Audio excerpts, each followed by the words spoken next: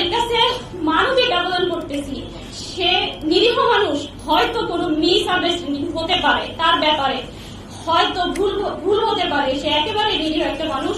তাকে হয় আমার কাছে ফিরিয়ে দিন, হয় তাকে আমার কাছে ফিরিয়ে দিন, নয় আমাকে তার পর্যন্ত পৌঁছে দিন, নয় আমাকে তার পর্যন্ত পৌঁছে দিন।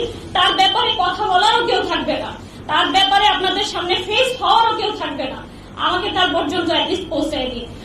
আমি আপনাদেরকে, আমি না মামুলাত গুলো আদায় করতে পারতেছি, না আমার নামাজের কোনো অর্থ ঠিক আছে, না আমার কোনো কিছু ঠিক আছে। আমি এই জীবনটা চাচ্ছি না এরকম। আমার দিন শেষে আমার রবের সামনে দাঁড়াতে হবে, দিন শেষে আমাকে আমার রবের সামনে দাঁড়িয়ে ইন্ডিভিজুয়ালি আমার জবাবদিহিটা আমাকেই করতে হবে। আমি এই লাইফটা আর বেয়ার করতে পারতেছি না, আমি আর কোনোভাবেই আমি এটা নিতে পারতেছি না। আমি ফিজিক্যালি প্রচন্ড রকম উইক হয়ে গেছি।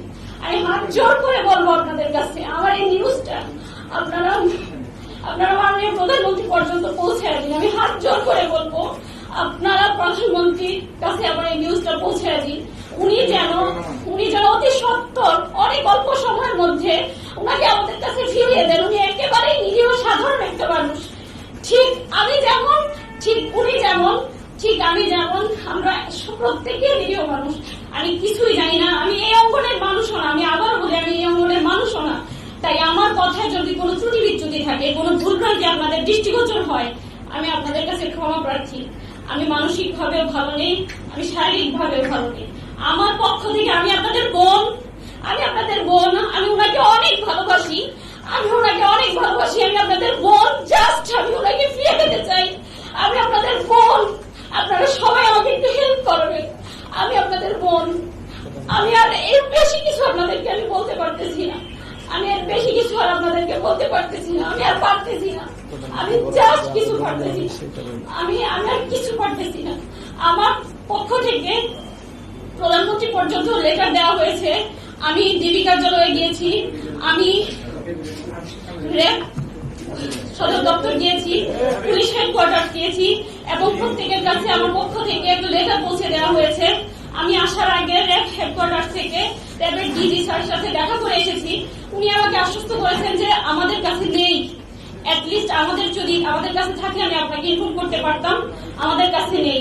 আমি তার সার্বিক সহযোগিতা কামনা করে এসেছি যে আপনি আমাকে সাহায্য করেন। তিনি আমাকে আশ্বস্ত করছেন, তিনি তার নাম্বারগুলো রেখেছেন, তিনি বলেছেন যে আমরা দেখতেছি, যদি কোনো খবর পাই আমরা জানাবো। আমাকে প্রশ্ন করেছেন, আপনি কি মনে করেন যে সে আমাদের প্রশাসনের কাস্টাডিতে আছে? আমি বলেছি না, আমি এমন মনে করে আপনাদের কাছে আপনাদের শরণাপন্ন হইনি, বরং আমি আপনাদের কাছে, আপনারা পারবেন, আপনাদের সেই শক্তি আছে, সেই আশা নিয়ে আমি আপনাদের শরণাপন্ন হয়েছি। আপনারা চাইলে অনেক অল্প সময়ের মধ্যে সম্ভব, এমন একটা নিরীহ মানুষের উপরে কি জন্য এ ধরনের একটা অভিযান হবে? উনি তো একেবারেই সাধারণ মানুষ, হয়তো কোনো ভুল বোঝাবুঝি হতে পারে। ওনাকে ফিরিয়ে দিন, আল্লাহর ওয়াস্তে ওনাকে ফিরিয়ে দিন। আমাকে একটা সাউন্ড লাইফ লিড করার মতো একটা পরিস্থিতি তৈরি করে দিন। আমি কিছুই করতে পারতেছি না, আল্লাহর ওয়াস্তে ওনাকে ফিরিয়ে দিন। আপনারা চাইলে অনেক কিছু অনেক সহজভাবেই সম্ভব। আমি আপনাদের কাছে আবারও ক্ষমা প্রার্থী যদি আমার কথার মধ্যে কোনো ভুল বিচ্যুতি আপনাদের দৃষ্টিগোচর হয়ে থাকে। আমি আমার কথা শেষ করতেছি, এই মেসেজটুকুই আমার পক্ষ থেকে আপনারা পৌঁছে দিবেন। আমি কথা শেষ করার আগে আপনাদেরকে আবারও ধন্যবাদ জানাচ্ছি।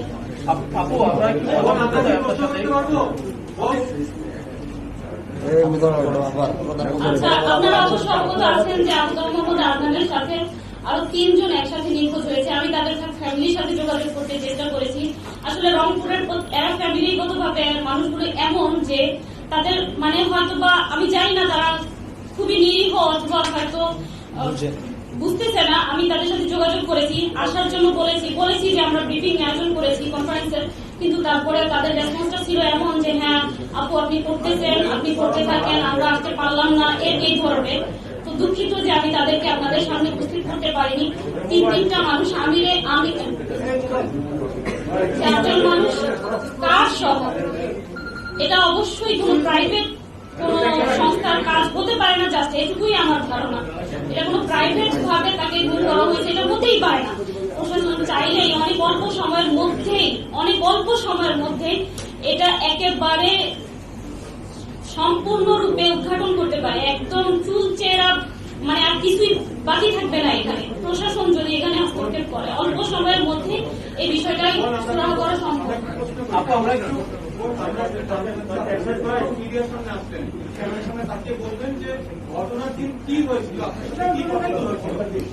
ঘটনার দিন আমি ইন ডিটেলস বলতেছি। ঘটনার দিন উনি আসতেছে যখন 3টা থেকে 3:30।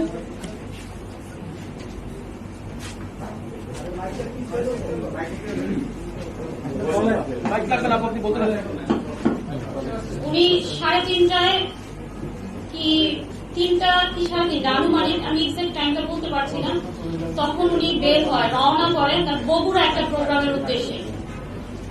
বগুড়া একটা প্রোগ্রামের উদ্দেশ্যে রওনা করে, সাথে ফিরোজ ভাই এবং মুহিত ভাই নামে 2 ব্যক্তি তার সাথে ছিল সফরসঙ্গী হিসেবে। আর যার কার তার নাম হচ্ছে আমির, সে নিজেই ড্রাইভ করতেছিল। এই 4 জন বগুড়ার প্রোগ্রামের উদ্দেশ্যে রওনা করে। উদ্দেশ্য ছিল প্রোগ্রাম শেষ করে ঢাকা ফিরবে, ঢাকা আমার কাছে উনি আসবেন। কিন্তু 4টার দিকেই, আমি টাইম এক্স্যাক্টলি আপনাদের বলতে পারবো যদি ফোনটা চেক করি, 4টার কি তার কিছু পরেই উনি আমাকে কল করে বলতেছে, আমি আর কি তাকে কল করে আস্ক করতে চেয়েছি যে কি খাবার, কি রান্না করবো আর কি। সেজন্য উনি খুবই ফেড আপ হয়, খুব রেগে যায় আমার উপরে, যে কিভাবে আছি, কেমন আছি, এই প্রশ্নটা না করে কিভাবে কি খাবো এই প্রশ্ন করতেছো। তখন সে বলতেছে যে আমি আমার পেছনে 2টা বাইক আমাকে ফলো করতেছে, আমার মনে হচ্ছে যে আমাকে 2টা বাইক ফলো করতেছে। তখন আমাকে বললো জাস্ট আমার জন্য দোয়া করো, আমি যেন নিরাপদে বাসায় পৌঁছতে পারি। তখন আমি ওনার মানে উনি খুব রেগে যাওয়ার কারণে আমি আর কোনো প্রশ্ন করিনি, আমি রেখে দিলাম। দেন কিছুক্ষণ পরে উনি নিজেই আমাকে আবার কল করে বলছে যে ঠিক আছে রান্না করো, আমরা 4 জন আসতেছি। হ্যাঁ আলহামদুলিল্লাহ, এখন আর বাইকগুলো দেখা যাচ্ছে না। কিছুক্ষণ বলতে তাও প্রায় 20 থেকে 25 কি আধা ঘন্টা পরে আর কি মানে আমাকে আবার বলতেছে যে এখন আর ওই বাইকগুলো দেখা যাচ্ছে না। তারপর এ পর্যন্ত মাঝখানে পথে মধ্যে ওনার সাথে আমার অসংখ্যবার কথা হয়, কতটুকু এলা কি আর কতটুকু এলা আস্ক করলেই এটা উনি সবসময় ওনার একটা অভ্যাস, উনি আমাকে একটা ম্যাপ স্ক্রিনশট দিয়ে পাঠিয়ে দেয় হোয়াটসঅ্যাপে। তো ওই দিনও অনেকগুলো ম্যাপ শেয়ার করছে যখন যেখানে ছিল। লাস্ট আমি যখন ওনাকে কল করি 2টার দিকে, মেবি উনি কারে ঘুমিয়ে পড়েছে, এজন্য আমার কলগুলো রিসিভ করতে পারে। লাস্ট কলগুলো শুধু হয়তো ঘুম ভাঙছে পরে উনি আমাকে একটা ম্যাপ শেয়ার করে, সেই ম্যাপটা শেয়ারের লাস্ট টাইমটা ছিল 2:37। তো আমারও চোখ লেগে গিয়েছিল, আমি হুট করে যেই দেখলাম যে ম্যাপটা 2:37 শেয়ার করা, তারপরে তো চলে আসার কথা। ওখানে শো করতেছিল ডেস্টিনেশন 18 মিনিট, মানে 18 মিনিটের মধ্যে উনি মিরপুর ইন করবে এরকম। তো আমার যখন চোখ খুলে আমি দেখতেছি প্রায় 2:45, তাহলে তাড়াতাড়ি চলে আসবে, আমি খাবারগুলো রেডি করবো। আমি হুড়মুড়িয়ে উঠি, উঠার পরে আমি ওয়েট করতেছি, হতে পারে কোনো কারণে লেট হইতে পারে। আমি 3:30 প্রায় 4টা অব্দি ওয়েট করে আবারও কল করি, 3টার দিকে কল করি ওনার ফোনে, 3টা কি তার একটু পরে। তখন থেকে ফোনটা সুইচ অফ পাই। তারপরেও আমি কিছু মনে করি হতে পারে তার ফোনে চার্জ নেই। তারপর আবার আরো কিছুক্ষণ পরে আমি আমিরের নাম্বারে, যার কার ড্রাইভ যে করতেছিল, তাকে কল করি। কল করার পর তার ফোনও সুইচ অফ পাই। তখনই আমার কাছে একটু সন্দেহ হয়। তারপর থেকে আমি লাগাতার ট্রাই করতে থাকি, আর একটু ওয়েট করি, এভাবে 5টা বেজে যায়। 5টার পরে আমি যাদেরকে চিনি বা ওনার সাথে যারা মোটামুটি চলাফেরা করে এদেরকে আমি নক করা শুরু করি। আর ফ্রাইডে ওনার একটা প্রোগ্রাম খুতবা ছিল, সাবার একটা খুতবা ছিল, সেই খুতবায় উনি অ্যাটেন্ড করলো কিনা আমি প্রায় 6টা অব্দি তাকে অনেককে কল করার পরে আমি 6টার পরে ওখানেও কল করি যে ওখানে চলে গেল কিনা কোনো কারণে। তারাও বললো যে না এখানে আসেনি। এই ছিল ঘটনা। দেন তারপরে আমি দারুস সালাম থানায় উদ্দেশ্যে রওনা হয়ে যাই, কারণ আমি যে দেখেছি ওখানে গাবতলী শো করতেছিল, সেজন্য আমি দারুস সালাম থানায় যাওয়ার পরে তারা আমাকে বলে যে আপনার সব ডিটেলস গুলো নিল, আদনান সাহেবের সব নাম্বার সবকিছু নিল, নেওয়ার পরে বলতেছে যে আমরা লোকেশন জেনে দেন আমরা একটা আপনাকে জানাবো কিছু একটা। তারপর আমি জানতে চাইলাম অ্যাটলিস্ট তুমি কোথায় আছে, এটা ইনফরমেশনটা আমি কোথায় পাবো। তখন তারা আমাকে বললো যে আপনি এক কাজ করেন, ডিবির ওখানে যান, র্যাবের কার্যালয়ে যোগাযোগ করেন, তাদের পর্যন্ত গিয়ে আপনি জানার ট্রাই করেন যে আসলে উনি কোথায় আছে। আমি গেলাম। পরের দিন দারুস সালাম থানায় আমার ছিল একেবারে রাত অবধি। তারপর তারা বলতেছে যে না, এখানে লোকেশনটা এখানে না, তাই তারা এখানে জিডি নিতে পারবে না, যদি জিডি করতেও হয় তো বোঝেন পল্লবী গিয়ে করি। তো পল্লবী যাওয়ার পরে তারাও বিষয়টা আমলে নেয়নি, একই কাহিনী করলো যে আমি লোকেশন দেখবো, দেন আমরা জানাবো। সেম আমি ওভাবে বসে থেকে চলে আসি। তারপর আবার লাস্ট আমি কিবার আমার কাছে দিন রাত সব সমান, ডেট তারিখ সব সমান, তাই আমি এখনো বলতে পারবো না আজকে কত তারিখ কিংবা আজকে কি বার।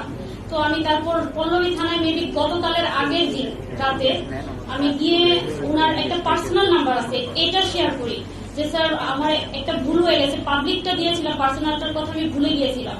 এই পার্সোনালটা দেওয়ার পর ওইটা থেকে তারা বললো, ওটা দেখে ওটার লোকেশনের কথা বলেনি, তাৎক্ষণিকই ততদিনে হয়তো মিডিয়ায় বিষয়টা চলে আসছে গত পরশু রাতে, তাৎক্ষণিক তারা একটা অভিযোগ নেয়। এর মধ্যে রংপুর কোতোয়ালি থানায় ওনার মায়ের পক্ষ থেকে একটা জিডি নেয়, সেই জিডির মাধ্যমে জিডির নাম্বার দিয়ে একটা অভিযোগ গ্রহণ করে পল্লবী থানায়। আর আমি তো আমার চেষ্টা অব্যাহত রেখেছি। এরই মাঝে আমি প্রধানমন্ত্রীর কার্যালয়ে 2 বার গিয়েছি, ওখানে লেটার দিয়েছি। ডিবি কার্যালয়ে তো আমি অনেক ট্রাই করেছি, আমাকে তো কোনোভাবে অ্যাক্সেসই দেয়নি। আর আমি তো জানিও না সবচেয়ে বড় কথা কোন বইতে যেতে হবে, কিভাবে কি করতে হবে, কারণ আমি তো এই অঙ্গনের মানুষই না। বাধ্য হয়ে শুধুমাত্র উনার জীবনটার কথা ভেবে উনার জন্য আমার যন্ত্রণার জায়গা থেকে, আমার আর্তনাদের জায়গা থেকে আপনাদের সামনে ফেস হতে হয়েছে। আমি কখনোই ফেস হতে চাইনি। আপু, উনি বগুড়া একটা প্রোগ্রামের কথা বলে বাসা থেকে বের হয়েছিলেন, উনি কি বগুড়ায় গিয়েছিলেন নাকি সরাসরি ঢাকায় এসেছিলেন? একটু যদি না, প্রোগ্রামের কথা, বগুড়ার প্রোগ্রামটা হয়নি। ওই মেবি আমার সাথে তো তার ডিটেলস আর কথা হওয়ার সুযোগ ছিল না। আমি ভাবছিলাম বাসায় এলে দেন আমিও তাকে আস্ক করবো যে আসলে কি কারণ ছিল, কি হয়েছিল প্রতিমধ্যে, কারণ সে খুব রেগে গিয়েছিল আমার উপরে। সেজন্য আমি আর তাকে ওখানে কিছু জিজ্ঞেস করিনি, শুধু এতটুকুই জানতে পেরেছি যে ওই দিন আর প্রোগ্রামটা উনি অ্যাটেন্ড করেনি। আপনার কি মনে হচ্ছে আসলে কারা দিতে পারে? কাদের বলেছিলেন যে উনি কোন রাজনৈতিক দলের আশ্রয় প্রশ্রয় কখনো ছিল না এবং কোন বক্তব্য কখনো কোথাও দেয়নি, কিন্তু আপনার ভাষ্য অনুযায়ী তার সাথে যখন আপনার কথা হয়েছে তখন তিনি এক পর্যায়ে বলেছেন যে রফিক ভাই তার গাড়ি ফলো করেছে। এই ধরনের কথা বা নেভার, না, এই ধরনের কোন সিচুয়েশনের সম্মুখীন আমি কখনোই হইনি, কখনো উনি বলেও নি, কখনো উনি বলেন। তবে উনি এমনিতে যখন এগুলো নিয়ে কথাবার্তা বলতো, মসজিদে খুতবা বা লেকচারে যেত, মাঝে মাঝে বিচ্ছিন্ন কিছু ঝামেলার সম্মুখীন উনি হতো। সেজন্য হয়তো উনি এই যে বিষয়গুলো দেখা যায় ওনার লেকচারে উনি তুলে ধরেছে যে দেখা ইসলামের কথাগুলো বললে বা হক বিষয়গুলো যদি জি বিগত বেশ কয়েকটা মাস ধরে আপনি ওনাকে নিয়ে উদ্বিগ্ন ছিলেন, কি কারণে? বিগত কয়েক মাস ধরে আমি তাকে নিয়ে উদ্বিগ্ন ছিলাম এরকম আমি বলিনি। প্রোগ্রাম যারা আয়োজক তাদের সাথে যোগাযোগ করেছেন কিনা, বা উনি যে প্রোগ্রামটাতে গেলেন বগুড়াতে প্রোগ্রামে যায়নি, প্রোগ্রামটা অ্যাটেন্ড করেনি। যারা আয়োজক, যারা এটা আয়োজন না, করলেন, যারা আয়োজক আমি তাদেরকে চিনি না। আর তার কোথায় কখন প্রোগ্রাম থাকে এগুলো সব তো আর আমার সাথে শেয়ার করে না। আমি তো সবার নাম, যেগুলো পোস্টার হয় জাস্ট ওগুলো হয়তো বা আমি জানি। আর খুদবার ওখানে আমি কল করতে পেরেছি এজন্য যে এটার পোস্টার হয়েছিল, আদারওয়াইজ আমি তো আর জানি না কাদের সাথে তার কথা হচ্ছে। আমি তো আপনাদের সাথে ফেস হচ্ছি, এভাবে তো ফেস হওয়ার প্রশ্নই আসে না। আপু, একটু বলবেন কি আসলে আপনাদের কি মনে হচ্ছে, কারা তাকে অপহরণ করে থাকতে পারে, বা আপনাদের পরিবারের পক্ষ থেকে আপনারা কি মনে করছেন? আইন শৃঙ্খলা রক্ষাকারী বাহিনী কেউ নিয়ে গেছে নাকি অন্য কারোর সাথে তার শত্রুতা ছিল?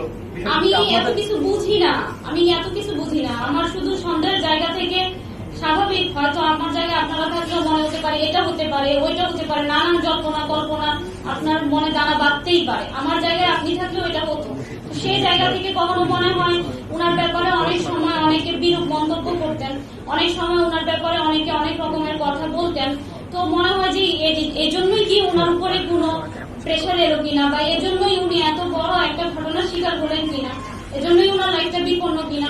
আবার কখনো মনে হয় উনি জিও পলিটিক্স নিয়ে আলোচনা করতো, পলিটিক্যাল সায়েন্টিস্ট বা সায়েন্স নিয়ে কথা বলতো, সবাইকে পড়াশোনা করার জন্য উদ্বুদ্ধ করতো। ওনার লেকচার গুলো শুনলে দেখবেন। তো মনে হয় এটা কি ইন্টারন্যাশনালি কোনো একটা গোয়েন্দাদের বিষয় কিনা। এক এক সময় আমার মনে এটা আমার হতেই পারে, এক এক সময় এক এক রকমের ধ্যান ধারণা চিন্তা ভাবনা কত কিছুই তো ব্রেনে ঘুরপাক খায়। আমি তো এগুলো বুঝি না ভাইয়া, আপনারা ভালো বুঝবেন আমার যে আসলে কি হতে পারে। আমি জাস্ট ঘটনার সাক্ষী। আমি আপনাদের কাছে আমার তার সন্ধান চেয়ে আবেদন করতেছি। এই সরাসরি একটা প্রশ্ন করি।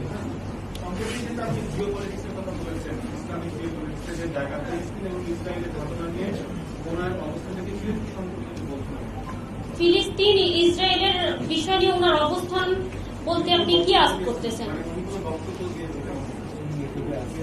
উনি ওনার বক্তব্যগুলোতে তো আছেই, উনি তো ইসরায়েলের ব্যাপারে বলতেনই।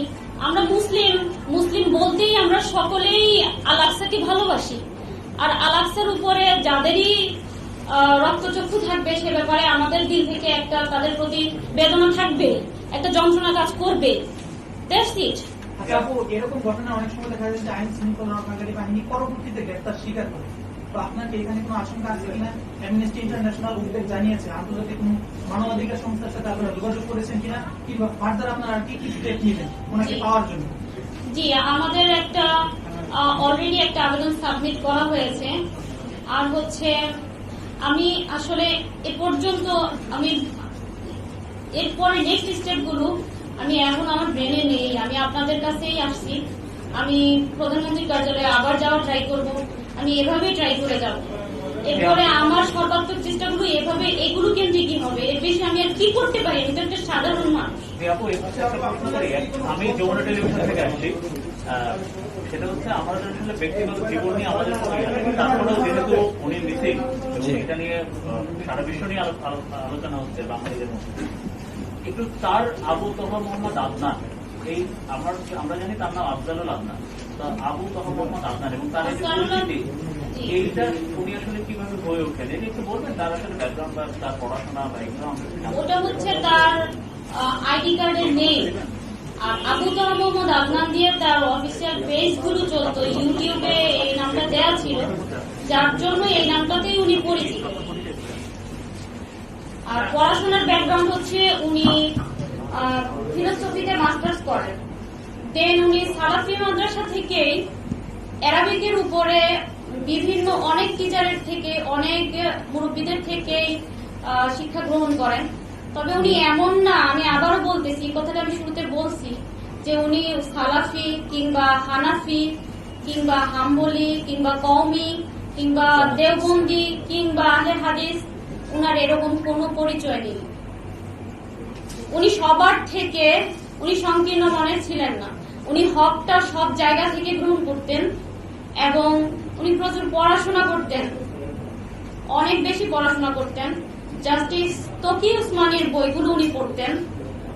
আমার বাসায় যে বইগুলো আছে, রংপুরে ওনার যে বইগুলো আছে, এগুলো মানে সব বাইরের স্কলারদের বই আছে অনেক, মানে উনি সবার থেকে এলেম নিতেন। উনিও তো সাধারণ একটা মানুষ, আর ব্যাকগ্রাউন্ড ওনার জেনারেল। রাজনীতির সাথে যুক্ত না, রাজনীতির সাথে যুক্ত থাকা অপরাধ মনে করেন? আমি একটু বুঝি না, আমি রাজনীতি কি জিনিস জানিও না। এখানে করতেন না। দ্বিতীয় প্রশ্ন হচ্ছে, আপনি নিশ্চয়ই গাবতলীটা ভালো মতো জানেন, একজন সাবেক সেনা কর্মকর্তা হিসেবে খুবই গুরুত্বপূর্ণ একটা স্থাপন জায়গা, এবং সেটা সবসময় সেখানে পুলিশ, নিরাপত্তা বাহিনী, সিসিটিভি ক্যামেরা এরকম বিভিন্ন আয়োজন দিয়ে এই আমিনবাজার জায়গাটা এবং ব্রিজটা, আমিনবাজার ব্রিজটা ঘেরা থাকে। এরকম একটি স্পর্শকাতর জায়গা থেকে একজন ব্যক্তি নয়, 4 জন ব্যক্তি একটি গাড়ি এখান থেকে মিসিং হয়ে যাওয়াটা কি রাষ্ট্রের কতটা ব্যর্থতা বলে মনে করেন? দেখুন, এটা আমি শুরুতেই বলেছি যে অত্যন্ত উদ্বিগ্নের কারণের জায়গাটা এটা যে শুধু একজন ব্যক্তি না, 4 জন ব্যক্তি একটি গাড়ি সহ, প্রাইভেট কোন শত্রু বা কোন এগ্রেভ পার্সনের পক্ষে এটা কোনোভাবেই সম্ভব নয়। রাষ্ট্র বা আইন শৃঙ্খলা বাহিনী যদি দ্রুত ব্যবস্থা নিত তাহলে এটা ডেফিনেটলি উদ্ধার করা সম্ভব। আমি ছোট্ট একটা উদাহরণ দিয়ে বলি।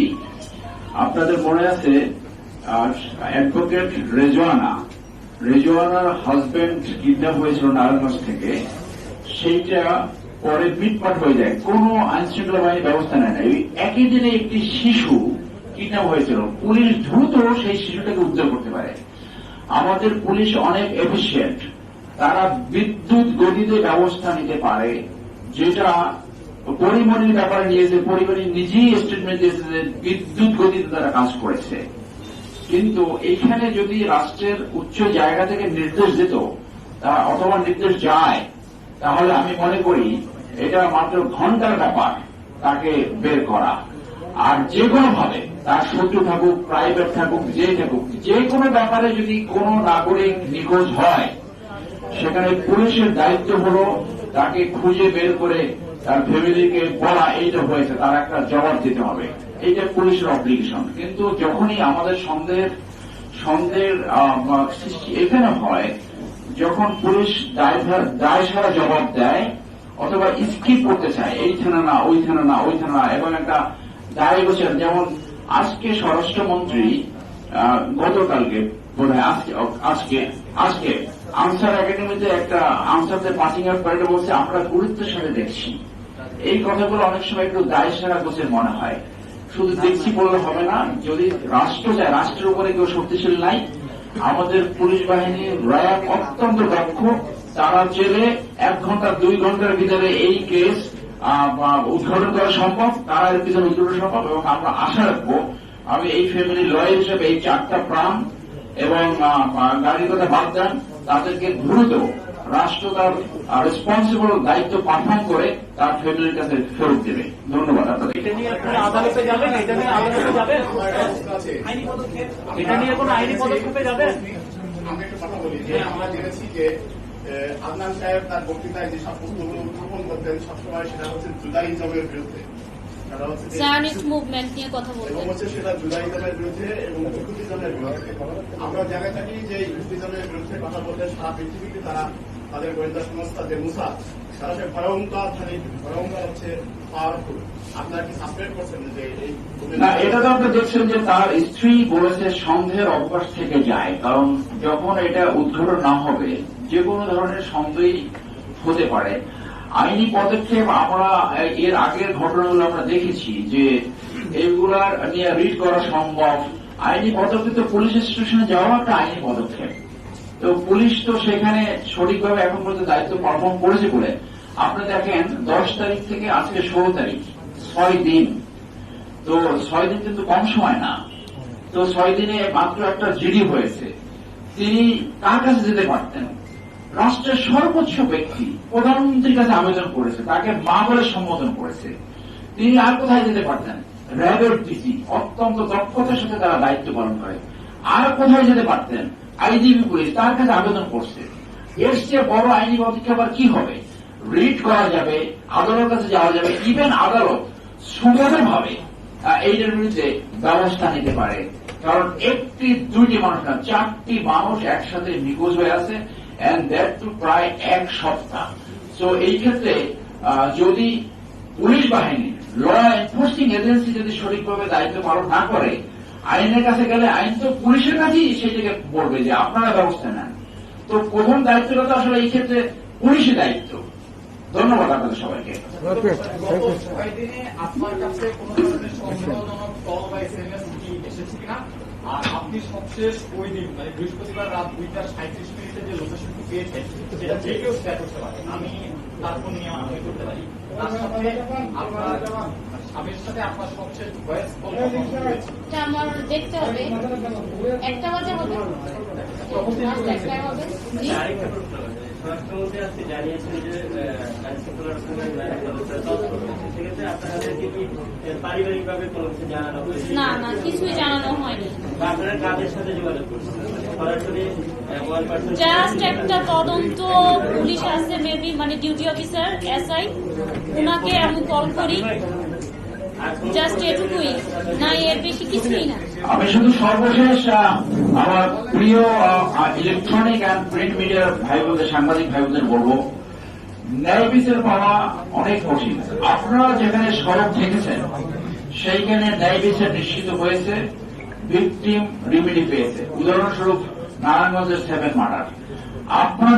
আপনাদের প্রোঅ্যাকশন, আপনাদের প্রচেষ্টা এই সাবিতুন্নাহার যে আজকে সংবাদ তার বড় ধরনের উপকার হতে পারে, তার প্রিয়জনকে তারা খুঁজে পেতে পারে। এবং এখানে আপনারা চতুর্থ স্তম্ভ রাষ্ট্রের আপনারা আজকে সবাই হাজির হয়েছেন, সবাইকে অশেষ ধন্যবাদ। আপনারাই পারেন এই বিচারে তার প্রিয়জনকে ফেরত পেতে বড় ধরনের ভূমিকা রাখতে।